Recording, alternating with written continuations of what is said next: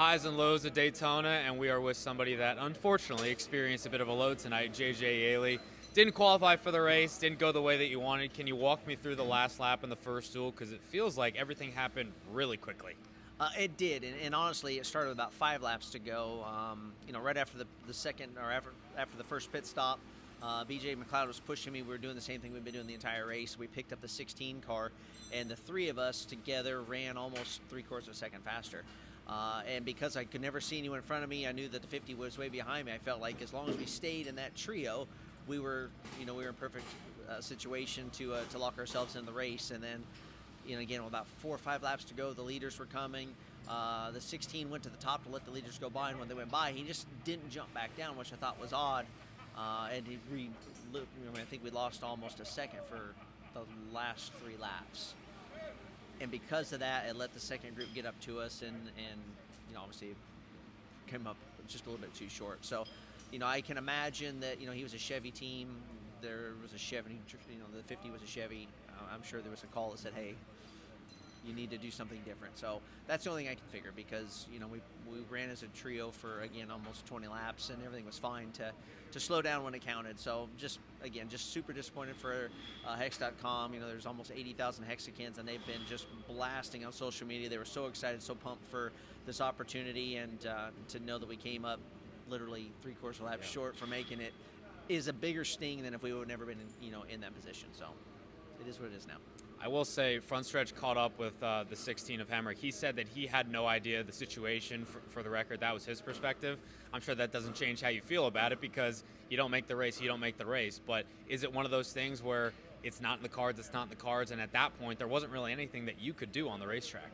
No, and honestly, I didn't want to get away from the 16 because we were so much faster with him being a part of our group.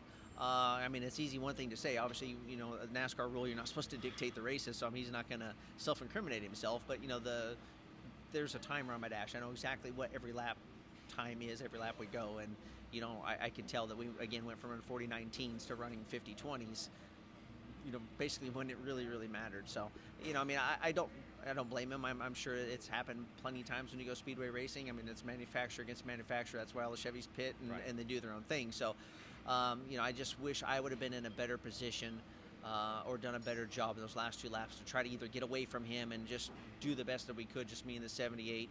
And I know that even with that, it was still been really close. Unfortunately, neither MBM car made it into the 500, and this is obviously a small team with not a lot of resources. What does this do for the team moving forward to have so much stock put into trying to make this race and having 2 chances to do it, but unfortunately coming up short? Obviously it's a huge hit for Carl and MBM Motorsports. They built these 2 cars. Not that they're going to give up. They'll pick a couple races and come back. They were never going to be full time in the Cup Series. It's just too expensive for them to do. But there's a lot of teams that want to make the Daytona 500, and they put a huge effort into trying to make it. And again, at least on our side, we were 3/4 lap short of doing it. Where else are we going to see you this year? Cup, Xfinity, truck? I know you're going to do some dirt stuff probably. What about on the NASCAR side? Are we going to see you anymore? No, for sure. I'm going to drive for MBM Motorsports. I'll be here tomorrow for the number 66 car.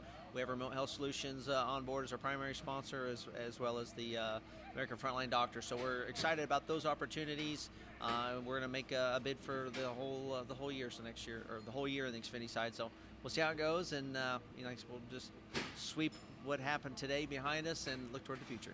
Daytona is its own animal, so you've been in this position before, you've been on the other side of things. Having experienced both, does this make it any less bad to know that next year you're going to have the opportunity to probably do it again? There is always another race. Obviously I'm getting a little bit older, so those years tend to kind of go away. But Greg Biffle came out of retirement. David Reagan came out of retirement to come make the race. So, I'm not going to rule anything out, but it definitely it stings not making it or being so close. But continue to do it. I still love racing. I still love racing these cars. I still have the passion to jump behind the wheel and try to get the most out of it. And again, we just didn't get quite enough tonight. Thanks for being in the sport about it. All right, thank you.